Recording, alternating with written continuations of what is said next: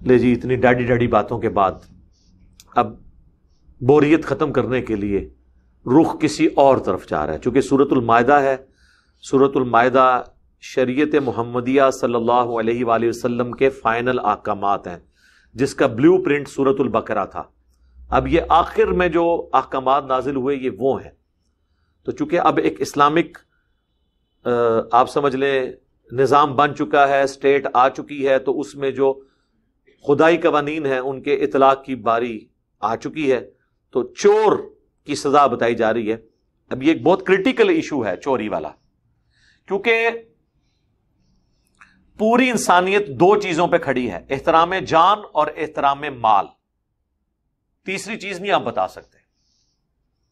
جان اور مال، جوڈیشری بھی اسی لیے قائم کی جاتی ہے کہ جان اور مال کی حفاظت کو انشور کرے. اور بخاری مسلم میں حدیث ہے جو نبی علیہ السلام نے عید کے دن خطبہ دیا تھا، یوم النحر، قربانی کے دن.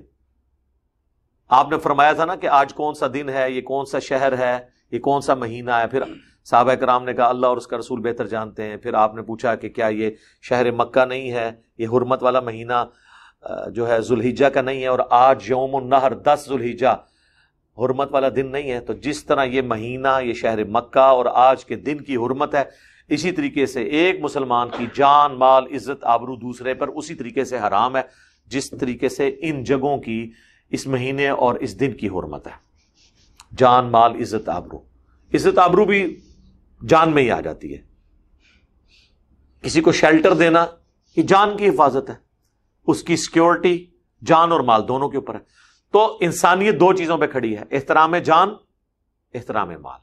جو مولا علی کا قول ہے نا کہ کوئی بھی معاشرہ بغیر دین کے تو چل سکتا ہے، بغیر انصاف کے نہیں. جب ہم انصاف کی بات کرتے ہیں اس میں چیز کیا ہوتی ہے کہ میری جان اور مال کی حفاظت کی ذمہ داری حکومت اٹھائے. تیسری کوئی چیز نہیں ہوتی. ہر چیز جو آپ گن سکتے ہیں نا وہ اسی دو کیٹیگری میں فال کرتی ہے. اب جان اور مال میں جان کے والے سے تو آپ پہلے سن چکے کہ جس نے ایک جان کو قتل کیا پوری انسانیت کو قتل کیا، جس نے ایک جان کو بچایا پوری جان کو، پوری انسانیت کو بچایا. پھر سورہ نساء میں جو جان بوجھ کے مومن کو قتل کرے ہمیشہ کی جہنم. پھر سورۃ البقرہ میں وَلَكُمْ فِي الْقِصَاصِ حَيَاةٌ يَا أُولِي الْأَلْبَابِ، قصاص میں انسانیت کی زندگی چھپی ہے. قتل کے بدلے قاتل کو قتل کرو، معاف نہ کرو. ڈسکریج کیا گیا معافی کو قتل کے کیس میں. احترام جان تو پورا قرآن بھرا ہوا ہے، احترام مال بھی یہاں پہ آ گیا. یعنی چور کی سزا، مال چوری کرتا ہے. وَالسَّارِقُ وَالسَّارِقَةُ، چوری کرنے والا مرد ہو یا چوری کرنے والی عورت، دونوں کو اللہ نے ذکر کر دیا. فَاقْطَعُوا أَيْدِيَهُمَا، ان کے ہاتھ کاٹ دو. جَزَاءً بِمَا كَسَبَا نَكَالًا مِّنَ اللَّهِ، یہ بدلہ ہے اور عبرتناک سزا ہے اللہ کی طرف سے ان کے لیے.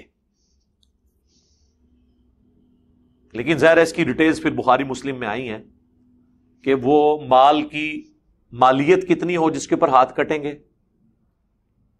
اب اگر وہ مجبوری میں اس نے جان بچانے کے لیے کھانے کی چیز چوری کی، پھر اس کے ہاتھ نہیں کٹیں گے ویلفیئر اسٹیٹ کے اندر. تو یہ بڑی قیود کے ساتھ ہے. یہ نہیں کہ کوئی بھی چور ہے تو اس کے ہاتھ کاٹ دیں گے، اور اس صورت میں کٹیں گے جب وہ جوڈیشری کے سامنے کیس پیش ہو جائے. اگر جوڈیشری کے سامنے کیس آنے سے پہلے ہی چور اپنا مال واپس کر کے معافی مانگ لے پھر ہاتھ نہیں کٹیں گے. لیکن ونس جوڈیشری میں کیس چلا، اب جس کی اس نے چوری کی تھی اس کا مال واپس بھی کر دے تب بھی توبہ نہیں ہے اس کی جب تک ہاتھ نہ کٹوا لے. ہاں ہاتھ کٹوا لے پھر دنیا اور آخرت میں توبہ ہو جائے گی. اسی طریقے سے قاتل کو اگر دنیا میں سزا مل گئی، آخرت کی اس کی توبہ قبول ہو گئی. پھر وہ نہیں کہہ سکتا کہ میں نے معاف کیا، چور کے ہاتھ کٹیں گے. کیوں؟ ڈیٹرنس ہو جائے معاشرے میں. اب دیکھ لیں جہاں پہ یہ سزائیں ہیں، UAE کے اندر ہاتھ کٹتے ہیں جی. آپ وہاں پہ دکان سونے کی بھی کھول کے نہ چلے جائیں، کوئی آپ کی چوری نہیں کرے گا. گاڑی کو لاک بھی نہ کریں، آپ کی گاڑی کہیں نہیں جائے گی. جناب وہ پلانٹ ارتھ سے کہیں وہ دوسرے سیارے میں بھی کوئی لے جائے نا، وہ وہاں سے بھی ریٹریو کریں گے، جو ان کا پولیس کا نظام ہے. آج گورے بھی بڑے حیران ہیں. انہوں نے شیخ کو وہاں پہ بلا کے کہا کہ آپ بیسک ہیومن رائٹس کے خلاف چل رہے ہیں. اس نے کہا کہ بیسک ہیومن رائٹس کیا ہیں کہ تمہارے ملک میں 1 منٹ کے لیے بجلی بند ہو جائے تو کیا ہو جاتا ہے؟ آؤ میرے ملک میں جہاں دل کرے گاڑی کھڑے کر کے چلے جاؤ، جو مرضی آپ بتاؤ، یہ دیکھو تو کیا میرا پورا ملک جو ہے وہ ٹنڈا ہو گیا ہاتھ کٹوا کے؟ چاند دیکھ کے ہاتھ کٹے سر، چور کو اگر پتا ہو میرے ہاتھ کٹ جانے ہیں، اور پھر وہ پوری ڈیٹیلز ہیں حدیث کے اندر، پورا چیپٹر ہے آپ کو مشکات کی دوسری جلد میں، بخاری مسلم ابو داؤد ترمذی کے حوالے سے، 1 دفعہ چوری کرے گا 1 ہاتھ کٹے گا، دوسری دفعہ چوری کرے گا 2سرا ہاتھ کٹے گا، پھر چوری میں معاونت کی کسی کے ساتھ، پھر اس کا ٹانگ کٹے گی، پھر اس کے بعد اگلی ٹانگ کٹے گی، اور اگر چور کے ہاتھ کٹے ہیں تو اب وہ شرعی معذور ہے، اس کا خرچہ اسٹیٹ اٹھائے گی۔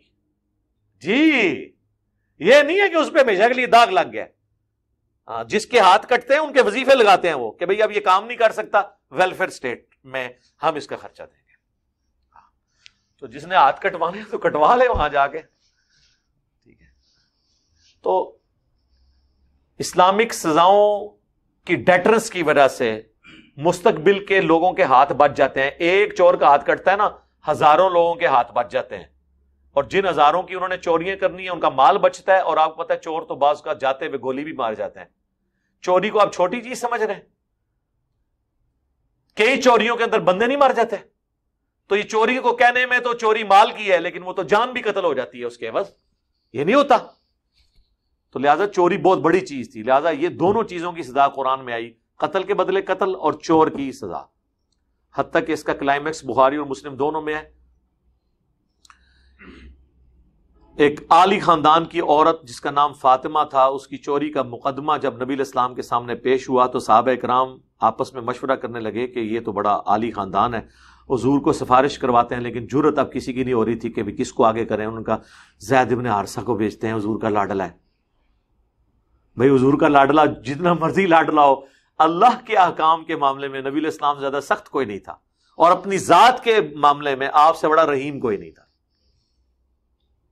یہ اسی پیغمبر نے کہا نا کہ جو لوگ فجر کی نماز میں مسجد میں نہیں آتے، بخاری مسلم میں حدیث ہے، گھروں میں مرد پڑھ لیتے ہیں، مجھے عورتوں بچوں کا خیال نہ ہو میں ان کے گھروں کو آگ لگا دوں۔ یہ رحمت للعالمین کا ہی فتویٰ ہے نا، اپنی ذات کے لیے نہیں، اللہ کے احکامات کو اسٹیبلش کرنے کے لیے۔ نبی علیہ السلام کو جب سفارش کی گئی، اب زید تو تھا بچہ، اسامہ ابن زید ابن حارثہ کا بیٹا، حضور کے پوتوں کی مانند۔ اسامہ تو تھا بچہ، حضور نے اسامہ پہ غصہ ہی نہیں کیا۔ آپ نے کہا جو بھیجنے والے ہیں نا، میں ان کو، آپ نے نماز کے بعد کہا کہ ممبر لگاؤ مسجد میں، سب کو اکٹھا کیا۔ آپ نے فرمایا تم مجھے اللہ کے احکامات کے معاملے میں سفارش کر رہے ہو، تم سے اگلی قومیں اسی لیے برباد ہوئی، ان کے اشرافیہ کے لیے اور قوانین اور عام لوگوں کے لیے اور ہوتے تھے۔ اللہ کی قسم اگر میری بیٹی فاطمہ بھی چوری کرتی میں اس کے ہاتھ بھی کٹوا دیتا۔ اب کوئی اگلی بات رہ گئی تھی؟ حضور نے اللہ کے احکامات کو اسٹیبلش کرنے کے لیے خاتون جنت، حضور کی لاڈلی بچی، جنتی عورتوں کی سردار، ان کی بھی مثال دینے سے گریز نہیں کیا، اور یہ کوئی گستاخی اور توہین شمار نہیں کیا۔ لہذا جب کبھی کوئی مثال دی جاتی ہے تو اس کو مثال کے طور پہ ہی لینا چاہیے۔